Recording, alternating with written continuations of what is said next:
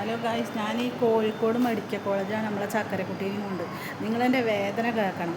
ഞാനിവിടെ അഡ്മിറ്റായിട്ട് ഈ വാർഡിൽ 12-13 പോയിട്ടുണ്ട്.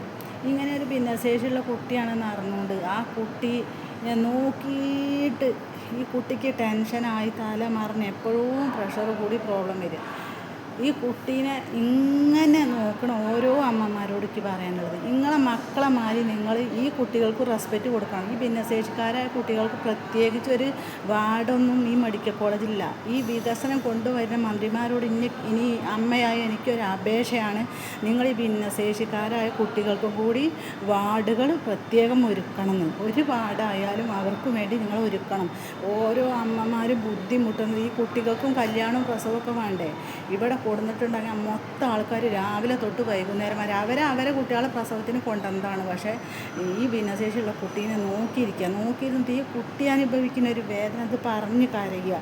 എനിക്കിവിടെ കടക്കാൻ വയ്യ, എന്നെ എല്ലാവരും നോക്കുകയാണ് പറഞ്ഞിട്ട് അത് ഭക്ഷണം കഴിക്കുന്നത്, അത് പിന്നെന്താ ചായ കുടിക്കുന്നത്, അത് ഭർത്താവിന് ഫോൺ വിളിക്കുന്നത്, അത് എന്തൊക്കെ ചെയ്യുന്നുണ്ട്, ഞാനും ആ കുട്ടി എങ്ങനെയൊക്കെ പെരുമാറുന്നുണ്ട്, ഇതൊക്കെ നോക്കിയിരിക്കുക. അവനാൻ്റെ കുട്ടികളുടെ കുറവ് നോക്കാതെ വേറെയുള്ള കുട്ടികളെ, അസുഖക്കാരായ കുട്ടികളെ നോക്കിയിരിക്കാതെ ഇത് കാണുന്ന ഓരോ അമ്മമാരോടേക്ക് പറയാനുള്ളതാണ്. ഇങ്ങനെ ഒരു ഭിന്നശേഷിയുള്ള കുട്ടി ഉണ്ടാകുന്ന ആ അമ്മേൻ്റെ ഒരു വേദന ആ കുട്ടി അനുഭവിക്കുന്നത്. നിങ്ങളെ കുട്ടികളെ മാറി നിങ്ങൾ അവർക്കും റെസ്പെക്റ്റ് കൊടുക്കണം എന്നാണ് ഇത് കാണുന്ന ഓരോ അമ്മമാരോടേക്ക് പറയാനുള്ളത്.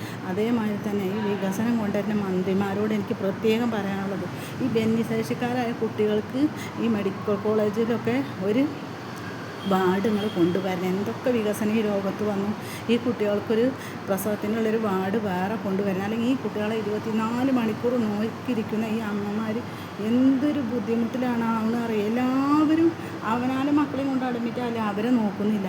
ഈ കുട്ടി എന്താ ചെയ്യണതെന്നാണ് അവർക്ക് നോക്കിയിരിക്കാനുള്ളത്. അപ്പോൾ ഭയങ്കര ബുദ്ധിമുട്ടിലാണ് ഞങ്ങളിവിടെ.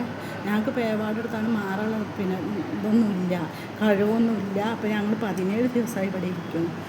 ഇനിയിപ്പോൾ ഒരാഴ്ചയും കൂടി ഇരുന്നാലേ ഉള്ളൂ പ്രസവത്തിൻ്റെ ഡേറ്റ് ആവുക.